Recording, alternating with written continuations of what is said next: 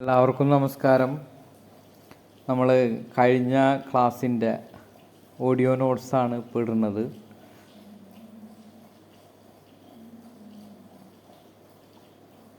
കുറച്ച് എല്ലാ ദിവസവും ഗണിത ഭാവങ്ങൾ തന്നെ ആയിരിക്കും, പാഠങ്ങൾ മാത്രമായിരിക്കില്ല. കാരണം കണ്ടിന്യൂസ് ആയിട്ട് ഗണിതം എടുത്തിട്ടുണ്ടെങ്കിൽ നിങ്ങൾക്ക് ബോറടിച്ച് പോകും. അതിൻ്റെ അടുത്ത ആഴ്ച ഗണിത ഭാവമായിരിക്കുള്ളൂ. അപ്പോൾ അത് നിങ്ങൾക്ക് പ്രീവിയസ് ആയിട്ടൊരു ഇൻഫർമേഷൻ തന്നിട്ട് ആണ് അത് എടുക്കുക. അപ്പോൾ എല്ലാ ആളുകളും ഗൂഗിൾ മീറ്റിൽ പങ്കെടുക്കുക. കുറച്ച് പാർട്ടിസിപ്പേഷൻ കുറഞ്ഞു വരുന്നുണ്ട്. ഞാൻ പറഞ്ഞിട്ടുണ്ടല്ലോ, എന്താണ് ഗൂഗിൾ മീറ്റാണ് ഇതിൻ്റെ പ്രധാനമായിട്ടുള്ള കാര്യം. അത് നിങ്ങൾ ഇൻട്രാക്റ്റീവ് സ്റ്റഡിയിലൂടെ ശരിക്കും പഠിക്കാനേ പറ്റുള്ളൂ. അല്ലാണ്ട് നിങ്ങൾ വീഡിയോ മാത്രം നോക്കിയിരിക്കുന്ന കാര്യമില്ല. കാരണം മനസ്സിലാക്കുക, നിങ്ങൾക്ക് എപ്പോഴും എല്ലാ ആളുകൾക്കും വളരെയധികം കൺവീനിയൻ്റ് ആയിട്ടുള്ള സമയമാണ് എടുത്തിരിക്കുന്നത്. അപ്പോൾ നിങ്ങളെല്ലാവരും ഇനി അടുത്ത ഗൂഗിൾ മീറ്റിൽ തുടങ്ങി പരമാവധി എല്ലാ ആളുകളും എൻ്റർ ചെയ്യണം. കാരണം നിങ്ങൾക്ക് തന്നെയാണ് നഷ്ടം. നമ്മൾ പറഞ്ഞിരിക്കണ ആ സമയം നമ്മൾക്ക് എന്തെങ്കിലും ആരോഗ്യ പ്രശ്നങ്ങളല്ലാത്ത കാരണം കൊണ്ടോ അല്ലെങ്കിൽ എന്തെങ്കിലും ഭയങ്കര ബുദ്ധിമുട്ടായിട്ടുള്ള കാര്യങ്ങൾ കൊണ്ട് മാത്രമേ നമ്മൾ ഇത് മുടങ്ങുള്ളൂ. അപ്പോൾ അതിന് മുടങ്ങുകയാണെങ്കിൽ തന്നെ അതിന് ബദലായിട്ട് ഒരു ദിവസം എടുത്തു തരും. അങ്ങനെ മനസ്സിലാക്കുക. നമ്മൾ ഒരിക്കലും നിങ്ങൾക്ക് ഒരു വർഷത്തെ കോഴ്സ് എന്ന് പറഞ്ഞ പോലെ ഒരു വർഷം കൊണ്ട് ഇത് തീരണില്ല. കാരണം അതനുസരിച്ച് നമ്മളത് മുന്നോട്ട് കൊണ്ടുപോകും. ഒരു വർഷം എന്നാണ് പറഞ്ഞിരിക്കുന്നത്. അപ്പോൾ നിങ്ങൾ ഗഗനമായ വിഷയം കാരണം ഒരു വർഷം കൊണ്ട് നമുക്ക് തീർക്കാൻ പറ്റുമെന്ന് തോന്നുന്നില്ല. ഇനി നമ്മൾക്ക് ഈ ഗണിത വിഭാഗങ്ങൾ കഴിഞ്ഞിട്ട് പ്രശ്നം ഉടനെ ആരംഭിക്കുന്നതാണ്. അപ്പോൾ നമ്മൾ കഴിഞ്ഞ ക്ലാസ്സിൽ പറഞ്ഞെന്താണെന്ന് വെച്ചാൽ, എങ്ങനെയാണ് ഒരു ജാതകം കയ്യിൽ കിട്ടുമ്പോൾ പെട്ടെന്ന് ഫലം പറയാൻ പാടില്ല എന്നുള്ള വിഷയമാണ് പറഞ്ഞത്. നമ്മളെപ്പോഴും വളരെയധികം ശ്രദ്ധിച്ച് ഓരോ ഗ്രഹങ്ങളുടെയും ഭാവഫലങ്ങൾ മനസ്സിലാക്കിയിട്ട് വേണം ഫലം പറയണം എന്നുള്ളതാണ് കഴിഞ്ഞ ക്ലാസ്സിൽ ആദ്യത്തെ ഇതിൽ പറഞ്ഞത്. അതെങ്ങനെയാണ് നമ്മൾ ഒരു ജാതകം കൈ കിട്ടുമ്പോൾ ശരിയായ രൂപത്തിലുള്ള ഭാവചിന്തനകൾ നമുക്ക് ആവശ്യമാണ്. ആദ്യമായിട്ട് വേണ്ടതെന്ന് വെച്ചാൽ പാപഗ്രഹങ്ങളെ കൊണ്ടും ശുഭഗ്രഹങ്ങളെ കൊണ്ടും അവയുടെ ഓരോ രാശിഭേദങ്ങളെ കൊണ്ടും നമ്മൾ ഫലം പറയാറുണ്ട്. ശുഭഗ്രഹങ്ങൾക്ക് ഇഷ്ടഭാവങ്ങളായിട്ട് വരുന്നത് ഞാൻ പറഞ്ഞിട്ടുണ്ട്. ലഗ്നം, അതേപോലെ 2-ാം ഭാവം, 4-ാം ഭാവം, 5-ാം ഭാവം, 7-ാം ഭാവം, 9-ാം ഭാവം, 11-ാം ഭാവം. ഇതാണ് ശുഭഗ്രഹങ്ങളുടെ ഇഷ്ടഭാവങ്ങൾ. ഭാവഫലം എന്ന് പറയുമ്പോൾ അത് ക്ഷേത്രഫലമല്ല. ചില സമയത്ത് ഭാവഫലം ഉണ്ടാകുമ്പോൾ ക്ഷേത്രഫലം ഉണ്ടാവണമെന്നില്ല. ക്ഷേത്രഫലം ഉണ്ടാകുമ്പോൾ ഭാവഫലം ഉണ്ടാവണമെന്നില്ല. ക്ഷേത്രഫലവും ഭാവഫലവും ഒരുമിച്ച് ഗ്രഹങ്ങൾക്ക് വരുമ്പോൾ വളരെയധികം നല്ലതാണ്. അപ്പോൾ അവയെ തടുക്കാനായിട്ട് ആ ഗ്രഹങ്ങളുടെ ശക്തിയെ തടുക്കാൻ ഒന്നിനും സാധിക്കില്ല. അപ്പോൾ അപൂർവമായിട്ട് മാത്രം സംഭവിക്കാവുന്ന ഒരു കാര്യമാണ് ക്ഷേത്രഫലവും ഭാവഫലവും എന്ന് വെച്ചാൽ. അപ്പോൾ ഒരു ശുഭഗ്രഹത്തിൻ്റെ ഭാവഫലം എന്നാൽ എന്താണ്? നമ്മൾ അതാണ് ആദ്യം ചിന്തിക്കേണ്ടത്. ഒരു ശുഭഗ്രഹം ലഗ്നത്തിലോ 2-ാം ഭാവത്തിലോ 4-ാം ഭാവത്തിലോ 5-ാം ഭാവത്തിലോ 7-ാം ഭാവത്തിലോ 9-ാം ഭാവത്തിലോ 11-ാം ഭാവത്തിലോ 10ഉം നല്ലതാണ്. ഈ ഗ്രഹങ്ങൾ നിൽക്കുകയാണെങ്കിൽ അവ ഭാവഫലത്തോടു കൂടിയുള്ള ഗ്രഹങ്ങളാണെന്ന് പറയാം. എന്നാൽ എന്താണ് ക്ഷേത്രഫലം? ക്ഷേത്രഫലം എന്ന് വെച്ചാൽ ഒരു ഗ്രഹം തൻ്റെ സ്വക്ഷേത്രത്തിലോ ഉച്ചക്ഷേത്രത്തിലോ അല്ലെങ്കിൽ ബന്ധുഗ്രഹത്തിൻ്റെ ക്ഷേത്രത്തിലോ നിൽക്കുകയാണെങ്കിൽ നമുക്ക് അത് ക്ഷേത്രഫലമുള്ളതാണെന്ന് പറയാം. അപ്പോൾ ക്ഷേത്രഫലം ഉള്ള ഒരു ഗ്രഹം വളരെയധികം ഫലങ്ങൾ ചെയ്യുന്നു. അപ്പോൾ സ്വക്ഷേത്രത്തിൽ ഇപ്പോൾ വ്യാഴത്തിന് ധനുവിലും മീനത്തിലും സ്വക്ഷേത്ര ഫലങ്ങളാണുള്ളത്. അതേപോലെ തന്നെ കർക്കിടകത്തിൽ ആ ഗ്രഹത്തിന് ഉച്ചബലവും നൽകുന്നു. എന്നാൽ വർഗോപ്തമാംശകം എന്ന് പറയുന്ന ഒരു ഫലമുണ്ട്, അത് മനസ്സിലാക്കുക. എങ്ങനെയാണ് അത്? സ്വച്ഛേ ഫലം എന്നാണ് പറയുക. അതായത് സ്വക്ഷേത്രത്തിൽ വർഗോത്തമം ചെയ്ത് നിൽക്കുന്ന ഒരു ഗ്രഹത്തിന് സ്വക്ഷേത്രത്തിൽ നിൽക്കുന്ന ഫലമുണ്ടെന്നാണ് പറയുക. അതെന്താണ്? ഒരു ഗ്രഹം താൻ നിൽക്കുന്ന രാശിയിൽ തന്നെ അംശകം കൂടി വന്നാൽ അതിനെയാണ് വർഗോത്തമാംശകം എന്ന് പറയുന്നത്.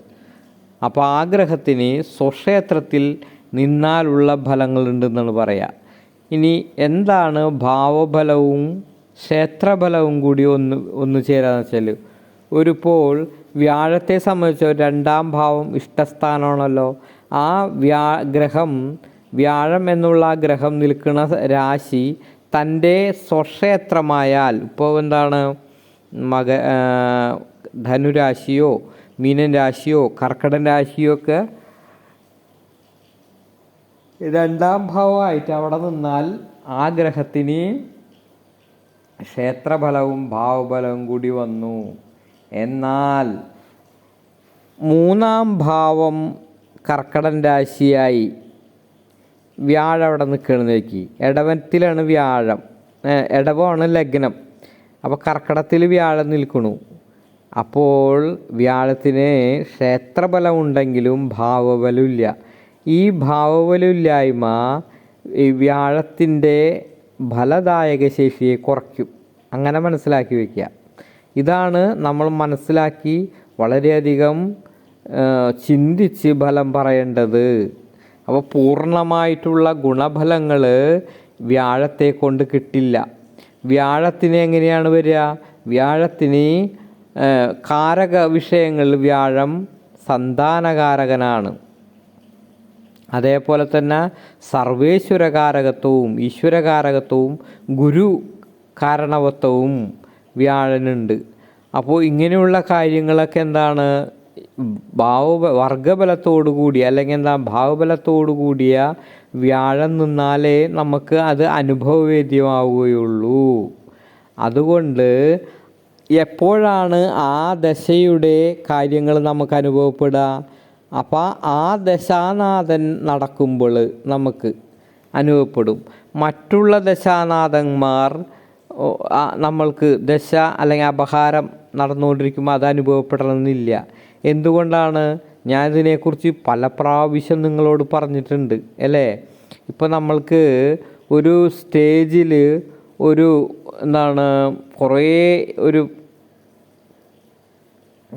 വലിയൊരു ലൈറ്റ് ഇങ്ങനെ കറങ്ങിക്കൊണ്ടിരിക്കുന്ന വിചാരിക്കും.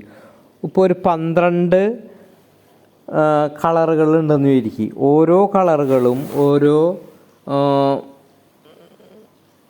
വർണ്ണക്കടലാസ് വെച്ച് പൊതിഞ്ഞിരിക്കുക എന്ന് വിചാരിക്കും.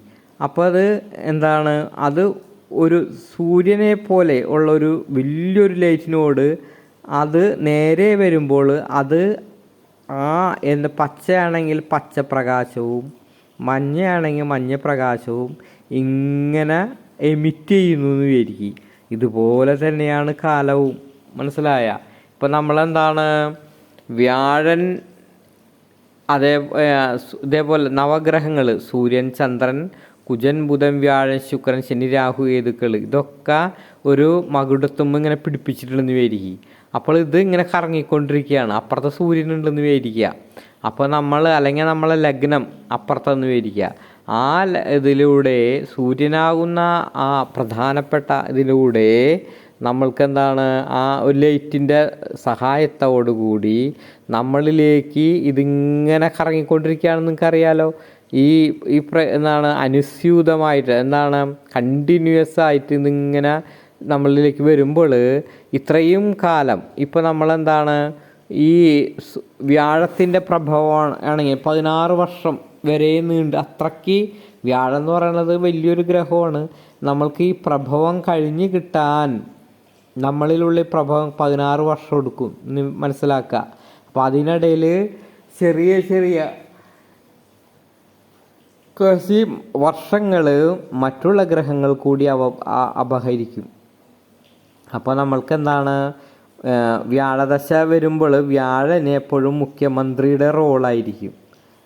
പക്ഷേ ഉപവകുപ്പ് മന്ത്രിമാരും ഉണ്ടാവും. ഇപ്പം നമ്മളെന്താ വ്യാഴദശയിൽ വ്യാഴന് സ്വോപഹാരം, ആദ്യത്തെ കുറച്ച് നാളുകൾ സ്വോപഹാരം, അത് കഴിഞ്ഞിട്ട് ശനിയാണ് അപഹരിക്കുക, അത് കഴിഞ്ഞിട്ട് ബുധനും പിന്നെ കേതുവും പിന്നെ ശുക്രനും പിന്നെ എന്താണ് ആദിത്യനും പിന്നെ ചന്ദ്രനും പിന്നെ ചൊവ്വയും രാഹുവും ഇങ്ങനെ അപഹരിച്ചു കൊണ്ടിരിക്കും. അപ്പം ഈ അപഹാരനാഥന്മാർക്കാണ് ഏറ്റവും കൂടുതൽ ഫലം എന്ന് മനസ്സിലാക്കണം. വ്യാഴത്തിന് എന്താണ്, വ്യാഴം അത് ഒരു നോക്കുകുത്തിയെ പോലെ. അപ്പോൾ വ്യാഴത്തിൻ്റെ പൂർണ്ണത, വ്യാഴത്തിൻ്റെ എന്താണ് എന്താണ് ഒരു ഗുഡ് ഫീലുകൾ നമുക്കുണ്ടാവും ആ വ്യാഴത്തിന് ബലം ഉണ്ടെങ്കിൽ. എന്നാൽ അപഹാരനാഥൻ്റെ കാര്യങ്ങൾക്കാണ് നമ്മൾ ജീവിതത്തിൽ കൂടുതൽ കാര്യങ്ങൾ വരുന്നതായിട്ട് മനസ്സിലാക്കണം. അപ്പോൾ ഞാൻ നേരത്തെ പറഞ്ഞ പോലെ സ്റ്റേജിൽ ഇങ്ങനെ ഈ ഇത് കറങ്ങിക്കൊണ്ടിരിക്കുമ്പോൾ എത്രമാത്രം ഇപ്പം നമ്മൾ നല്ലൊരു ഫ്രഗ്രൻ്റ് ആയിട്ടുള്ളൊരു ഇതിലേക്ക് നമ്മളിലേക്ക് ആ ലൈറ്റിൻ്റെ അടിക്ക് വന്നാൽ നമുക്ക് അത് അനുഭവപ്പെടുന്നു വിചാരിക്കുക. ആ ഫ്രഗ്രൻസി നമുക്ക് നമ്മളെ കാതുകളിലേക്ക് വരും, മറ്റുള്ള സമയങ്ങളിൽ വരുന്നില്ല. അതേപോലെ ശുഭഗ്രഹങ്ങളുടെ കാലഘട്ടം ഇതിലൂടെ കടന്നു പോകുമ്പോൾ അത് ആ ഗ്രഹം നമുക്ക് നൽകുന്ന, അല്ല എല്ലാവർക്കും നൽകുന്നതായിട്ടുള്ള ആ സുഖഫലങ്ങളും അതേപോലെ നല്ല ജീവിത സാഹചര്യങ്ങളും അത് നമ്മൾക്ക് അനുഭവയോഗ്യമാക്കുകയാണ് ചെയ്യുന്നതെന്നാണ് പറയാം. എല്ലാ കാര്യത്തിലും ഇത് മനസ്സിലാക്കണം. അപ്പോൾ ഒരു ഗ്രഹനില നോക്കുമ്പോൾ ഓടിച്ചാടി മറിഞ്ഞ് എന്ത് ചെയ്യാൻ പാടില്ല, നമ്മൾ ഫലം പറയാൻ പാടില്ല. എത്രമാത്രം ആ ജാതകത്തിൽ നമ്മളെന്താണ് അധികം സമയം എടുക്കാതെ ഒരു ഗ്രഹപ്പോൾ ശനി അല്ലെങ്കിൽ വ്യാഴത്തിൻ്റെ ഫലങ്ങൾ പറയുമ്പോൾ നമുക്കെന്നാൽ വ്യാഴം എത്രമാത്രം ബലവാനാണോ എന്ന് നോക്കണം. ബലം അനുസരിച്ച്, ബലം കൂടുതലനുസരിച്ച് നമ്മൾക്ക് നന്മകൾ കൂട്ടി പറയാം. എങ്ങനെയാണ് ബലം നോക്കുന്നത്? ലഗ്നം തുടങ്ങി എണ്ണുമ്പോൾ എത്രാമത്തെ രാശിയിലാണ് വ്യാഴം നിൽക്കുന്നത് നോക്കണം. വ്യാഴൻ ആ രാശിയിൽ തന്നെ അംശിച്ചിട്ടുണ്ടോ നോക്കണം. പിന്നെ എന്നാൽ വ്യാഴന് മൗഢ്യം ഉണ്ടോ നോക്കണം. അത് പഞ്ചാംഗത്തിൽ പറഞ്ഞിട്ടുണ്ട്. സൂര്യനോട് അടുത്ത് വരുമ്പോൾ മൗഢ്യമുള്ള ഗ്രഹങ്ങൾക്ക് ബലം കുറയും. അതേപോലെ തന്നെ വ്യാഴം നിൽക്കുന്നത് ബന്ധുക്ഷേത്രത്തിലാണോ ശത്രുക്ഷേത്രത്തിലാണോ സമക്ഷേത്രത്തിലാണോ എന്ന് നോക്കണം. ഞാനൊരു ശത്രുമിത്ര ബന്ധങ്ങളിലുള്ള കാര്യങ്ങൾ ഞാൻ പഠിപ്പിച്ചു തന്നിട്ടുണ്ടായിരുന്നു. നിങ്ങൾ അത് ഓർക്കുന്നുണ്ടോ? നിങ്ങൾ ശത്രുമന്ദസ്ഥിതോ മിത്ര അണിശേഷാരവേ എന്നുള്ള പ്രമാണം പ്രകാരം വ്യാഴത്തിൻ്റെ പ്രമാണം വരുമ്പോൾ എന്താണ്? സുരേ സൗമ്യ സിതാവരി രേപുത്രോ മധ്യ പരേ ത്വന്യത. അതാണ് വ്യാഴത്തിൻ്റെ പ്രമാണം അല്ലേ? അതാണ് വ്യാഴനെ സംബന്ധിച്ചിടത്തോളം സുരേ എന്ന് വെച്ചാൽ എന്താണ്? വ്യാഴം എന്നർത്ഥം. സുരേ സൗമ്യ സിതാവരി എന്ന് വെച്ചാൽ എന്താണ്? സൗമ്യം എന്ന് പറയുന്നത് നമ്മൾക്കറിയാം ബുധനാണ് സൗമ്യം. സംസ്കൃതത്തിൽ സൗമ്യം എന്നാണ് പറയുക. സുരേ എന്ന് വെച്ചാൽ വ്യാഴൻ. സുരഗുരു എന്ന് പറയുമ്പോൾ എന്താണ്? നമ്മൾ സുരന്മാർ എന്ന് വെച്ചാൽ ദേവന്മാർ എന്നർത്ഥം. ദേവന്മാരുടെ ഗുരുവാണ് എന്താണ്? ബൃഹസ്പതി. അതിനെയാണ് നമ്മൾ ഗുരു എന്ന് പറയുന്നത്. അപ്പോൾ സുരനല്ലാത്തവൻ അസുരൻ. അസുരഗുരു ആരാണ്? നിങ്ങൾക്കറിയാലോ. അതാണ് ശുക്രാചാര്യരാണ്, ശുക്രനാണ്. ശുക്രൻ എന്നുള്ള ഗ്രഹമാണ് അസുരന്മാരെ ഗുരുവായിട്ട് കൺസിഡർ ചെയ്തിരിക്കുന്നത്. അപ്പോൾ വളരെയധികം ശുഭത്വമുള്ള ഏറ്റവും വളരെയധികം ശക്തി ഉള്ളൊരു ഗ്രഹമാണ് വ്യാഴെന്ന് മനസ്സിലാക്കുക. വ്യാഴൻ ശത്രുക്ഷേത്രത്തിലാവാൻ എങ്ങനെയാണ് വരിക? ശത്രുക്ഷേത്രത്തിലാണെന്ന് വെച്ചാൽ ഇത് നമ്മൾ ഈ ശത്രുമിത്ര ബന്ധം പഠിച്ചു വെച്ചിട്ടുണ്ട്. അത് നോക്കണം. ശത്രുമന്ദസ്ഥിതോ മിത്രാണി ശേഷാരവേ, അങ്ങനെയാണ് നമ്മൾ സൂര്യൻ്റെ ഇത് പഠിച്ചു വെച്ചിരിക്കുന്നത്. അതേപോലെ വ്യാഴൻ്റെ പഠിക്കുമ്പോൾ എങ്ങനെയാണ്? സുരേ സൗമ്യ ഹസ്തിതാവരി രേപുത്രോ മധ്യ. ഇതാണ് പഠിക്കേണ്ടത്. എന്ന് വെച്ചാൽ എന്താ? സുരൻ എന്ന് വെച്ചാൽ വ്യാഴത്തിന് സൗമ്യനും, സൗമ്യം എന്ന് വെച്ചാൽ ബുധനും, സിതൻ വെളുത്ത ഗ്രഹം ആരാണ്? ശുക്രനും. അരി ശത്രുക്കളാവുന്നു. അപ്പോൾ വ്യാഴത്തിന് ആരൊക്കെ ശത്രു? അതൊന്നും കൂടിയും പഠിക്കണം, മുമ്പ് പഠിച്ചിട്ടുണ്ട് നിങ്ങൾ. വ്യാഴത്തിന് ബുധൻ ശത്രു, അതേപോലെ തന്നെ സിധൻ ശത്രു. രവിപുത്രോ മധ്യഹ എന്ന് പറഞ്ഞിട്ടുണ്ട്. രവിപുത്രനായിട്ടുള്ള ഗ്രഹം ഏതാണ്? രവിയുടെ പുത്രൻ ശനിയാണ്. അപ്പോൾ ശനി എന്താണ്? മധ്യഹ എന്ന് വെച്ചാൽ എന്താണ്? വ്യാഴനെ സംബന്ധിച്ചോളം എന്തല്ല, വ്യാഴനെ സംബന്ധിച്ചിടത്തോളം ശത്രുവുമല്ല മിത്രവുമല്ല. അപ്പോൾ സുരേ സൗമ്യ ഹസ്തിതാവരി രവിപുത്രോ മധ്യഹ പരേ ത്വന്യത. ഇവിടെ ത്വന്യത എന്നുള്ള അർത്ഥമായിരിക്കുന്ന എന്താണ്? നമുക്ക് ഇതിൽ നിന്ന് എന്തൊക്കെ കിട്ടി? ശത്രു ആയിട്ടുള്ള ഗ്രഹങ്ങളെ കിട്ടി. പിന്നെന്താണ്? അത് കഴിഞ്ഞിട്ട് നമ്മൾക്ക് മദ്യൻ ആയിട്ടുള്ള ഗ്രഹത്തെ, ശത്രുവല്ല മിത്രവുമല്ല എന്നുള്ള ഗ്രഹത്തെക്കുറിച്ച്. പിന്നെന്താണ് അടുത്തത്? പരേ ത്വന്യത എന്ന് പറഞ്ഞിട്ടുണ്ട്. ബാക്കിയുള്ളവരൊക്കെ ബന്ധുക്കളാവുന്നു എന്നാണ് ഇതിൽ മനസ്സിലാക്കുന്നത്. അപ്പം എന്തൊക്കെ, ഏത് 3 ഗ്രഹങ്ങളെ മാറ്റി നിർത്താം. അപ്പം എന്തൊക്കെയാണ്? സപ്തഗ്രഹങ്ങൾ അത് മാത്രമായിട്ട് എടുത്താൽ മതി. ബാക്കിയുള്ള ഗ്രഹങ്ങൾ ഏതൊക്കെയാണ്? ചൊവ്വ ബന്ധുവാണ് വ്യാഴത്തിൻ്റെ, ചന്ദ്രൻ ബന്ധുവാണ്. അപ്പോൾ 2 ഗ്രഹങ്ങളായ. പിന്നെ അടുത്ത രവിപുത്രൻ എന്ന് വെച്ചാൽ ആരാണ്? ശനിയാണ്. ശനി എന്താണ്? മധ്യഗ്രഹമാണ് കേട്ടോ. അപ്പം എന്താണ്? വ്യാഴനെ സംബന്ധിച്ചോളം ശത്രുവല്ല മിത്രവുമല്ല എന്ന് പറഞ്ഞ പോലെ ബലം പറഞ്ഞു തരും. ഇനി എന്താണ് അടുത്തത്? പിന്നെ നമുക്ക് സൂര്യൻ, ചന്ദ്രൻ, കുജൻ, ബുധൻ, ശനി. സപ്തഗ്രഹങ്ങളല്ലേ നമ്മൾ നോക്കുക, നവഗ്രഹങ്ങൾ നോക്കുന്നില്ലല്ല. അപ്പം ഇതിൽ നമ്മൾക്ക് 2 ബന്ധുഗ്രഹങ്ങളെ കിട്ടി. ആരൊക്കെയാണ്? സൂര്യനും അതേപോലെ തന്നെ ചന്ദ്രനും ചൊവ്വയും ആരുടെ ബന്ധുവാണ്? വ്യാഴത്തിൻ്റെ ബന്ധുവാണെന്ന് മനസ്സിലാക്കണം നമ്മൾ അവസാനം പറഞ്ഞ പ്രമാണത്തിൽ. അപ്പം അങ്ങനെയാണ് കാര്യങ്ങൾ മനസ്സിലാക്കി വെക്കുന്നത്. അപ്പോൾ നമ്മൾ ഒരു ജാതകം കാണുമ്പോൾ ചാടി മറിഞ്ഞൊരിക്കലും എന്ത് ചെയ്യാൻ പാടില്ല?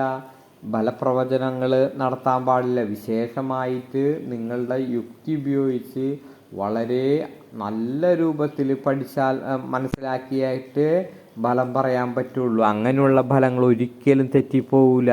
നിങ്ങൾ ഫലം പറയുമ്പോൾ തെറ്റുന്നത് എന്താണെന്ന് മനസ്സിലാക്കണം. നിങ്ങൾക്ക് ആ ജ്യോതിഷത്തിൻ്റെ ശരിയായിട്ടുള്ള നിഗമനങ്ങളിൽ എത്താൻ പറ്റാത്ത കാരണമാണ് നിങ്ങൾ പറയുന്ന കാര്യങ്ങൾ തെറ്റിപ്പോകുന്നത്. നിങ്ങൾ ശരിയായ രൂപത്തിൽ പഠിക്കാതെ ഒരു ഫലം തെറ്റിപ്പോയിട്ടുണ്ടെങ്കിൽ ജ്യോതിഷം തെറ്റാണെന്ന് പറയാൻ പറ്റുമോ? ഒരു ജ്യോതിഷം ഒരിക്കലും തെറ്റല്ല, നിങ്ങൾ കൈകാര്യം ചെയ്യുന്നതിൻ്റെ തെറ്റാണ്. മനസ്സിലാക്കുക. നിങ്ങൾ തെറ്റായ രൂപത്തിൽ പഠിച്ചു വെച്ചിട്ട് അതന്നെ മറ്റുള്ളവരോട് പറഞ്ഞാൽ അത് ശരിയാവുമോ? അപ്പോൾ നിങ്ങളെന്താണ് ബേസിക് പ്രിൻസിപ്പിൾസും ഇന്നിന്ന ഗ്രഹങ്ങൾ ഇന്നോടത്ത് നിന്നാൽ ഇന്നത് സംഭവിക്കും എന്നുള്ള കാര്യങ്ങളൊക്കെ വളരെയധികം വ്യക്തമായിട്ട് മനസ്സിലാക്കി പഠിച്ചാൽ മാത്രമേ നിങ്ങൾക്ക് പൂർണ്ണതയുണ്ടാവുകയുള്ളൂ. അല്ലെങ്കിൽ നിങ്ങൾക്ക് അപൂർണമായിട്ടുള്ള കാര്യങ്ങളെ നിങ്ങൾക്ക് മനസ്സിലാക്കാൻ പറ്റുള്ളൂ. അപ്പോൾ ഒരു പെർഫെക്റ്റ്നെസ് വേണമെങ്കിൽ നല്ല രൂപത്തിൽ പഠിക്കണം. പറഞ്ഞു തരുന്ന അത്രയും കാര്യങ്ങൾ നിങ്ങൾക്ക് പഠിക്കാൻ പറ്റുള്ളൂ. Slow and steady win the race എന്ന് പറഞ്ഞിട്ടുണ്ടെങ്കിൽ മെല്ലെ തിന്നാൽ പനയും തിന്നാന്ന് പറഞ്ഞ പോലെ ഒറ്റയടിക്ക് ഡിവോർ ചെയ്യുക, വിഴുങ്ങാനൊന്നും നമുക്ക് പറ്റില്ല അല്ലേ? നമുക്ക് കുറച്ചല്ലേ പഠിക്കാൻ പറ്റുള്ളൂ. ഒറ്റയടിക്ക് പഠിക്കാനായിട്ട് എല്ലാവർക്കും അങ്ങനെ പറ്റൂലല്ലോ. മനസ്സിലാക്കാം. അപ്പോൾ നമ്മളെന്താണ് ഈ ഭാവഫലവും ക്ഷേത്രഫലവും എന്താണെന്ന് മനസ്സിലായി. ക്ഷേത്രഫലം എന്ന് പറയുന്നത് ഒന്നുകൂടി പറഞ്ഞുതരാം.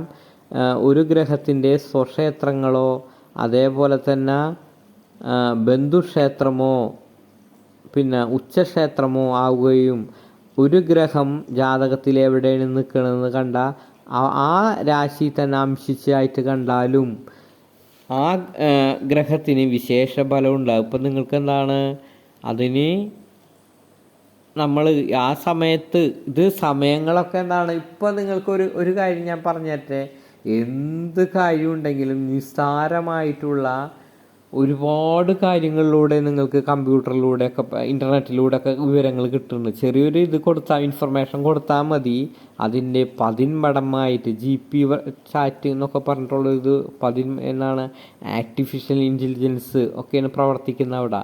അപ്പോൾ നിങ്ങൾക്ക് കാര്യങ്ങൾ വ്യക്തമായിട്ട് മനസ്സിലാക്കാൻ പറ്റും. അതേപോലെ തന്നെ ഓരോ ആളുകൾക്കും വ്യത്യസ്തങ്ങളായിട്ടുള്ള സമീപനങ്ങളും ബഹുജനം പലവിധം എന്ന് പറഞ്ഞ പോലെ എല്ലാവരും വ്യത്യസ്തങ്ങളാണ്. അപ്പോൾ കുറേ ആളുകളുടെ ഗ്രഹസ്ഥിതികൾ ഇതൊക്കെ നമ്മൾ പഠിച്ച് വയ്ക്കുമ്പോൾ അവരുടെ ജീവിതവുമായിട്ട് തട്ടിക്കുഴയ്ക്കുമ്പോഴേ അത് നമുക്ക് നല്ലൊരു പഠനമാവുകയുള്ളൂ. അപ്പോൾ അല്ലെങ്കിൽ എന്താണ്, നിങ്ങൾക്ക് പുസ്തകത്തിൽ നിന്ന് മാത്രമല്ല, നമ്മളെ സമൂഹത്തിൽ നിന്നും അതേപോലെ കൂട്ടുകാരിൽ നിന്നും അനുഭവത്തിൽ നിന്നും ഒരുപാട് കാര്യങ്ങൾ നമ്മൾ പഠിക്കുന്നുണ്ട്. മനസ്സിലാക്കി വയ്ക്കുക. അപ്പോൾ നമ്മൾ ഈ റെക്കോർഡിങ് സെഷനിലൊക്കെ എന്താണ്, നമ്മൾ 1.5 മണിക്കൂറത്തെ ക്ലാസ്സുകൾ വരുമ്പോൾ എന്താണ്, നമുക്ക് അത്രയ്ക്ക് അങ്ങോട്ട് പറയാൻ പറ്റില്ല. കാരണം നമ്മൾ ഇതിൽ ചേറ്റിക്കൊഴിച്ച് രണ്ടാമത് റെക്കോർഡ് ചെയ്യണതാണല്ലോ. അപ്പോൾ എന്താണ്, അനാവശ്യമായിട്ടോ എന്തെങ്കിലും മറ്റുള്ള കാര്യങ്ങളൊക്കെ അതൊന്നും നമ്മൾക്ക് ഉണ്ടാവില്ല. അതേപോലെ കുറേ ഉദാഹരണങ്ങൾ നമ്മൾക്ക് പൊതുവേ നിങ്ങൾക്ക് ആ ഗണിത വിഭാഗങ്ങൾ വരുമ്പോഴേ ഉദാഹരണങ്ങളുടെ കാര്യം നിങ്ങൾക്ക് വരുന്നുള്ളൂ. അപ്പം നമ്മൾക്ക് എപ്പോഴും ഞാൻ വീണ്ടും ഇതിലേക്ക് വരികയാണ്.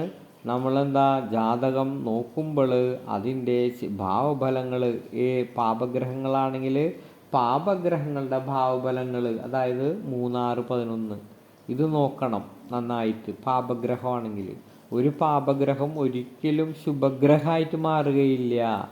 എന്നാൽ വ്യാഴനോടൊക്കെ കൂടിച്ചേർന്ന് ജാതകത്തിൽ ഇരിക്കുകയാണെങ്കിൽ അയാൾ എന്താണ്, മുല്ലപ്പൂമ്പൊടി ഏറ്റുകിടക്കും കല്ലിനുമുണ്ടൊരു സൗരഭ്യം എന്ന് പറഞ്ഞ പോലെ വ്യാഴത്തിൻ്റെ ഉത്തമ ഗുണങ്ങളെല്ലാം വന്ന് എന്താണ്, സിംഹത്തെ പോലെ അലറിക്കൊണ്ടുപോയവൻ ചിലപ്പോൾ എലിയെ പോലെ വരും.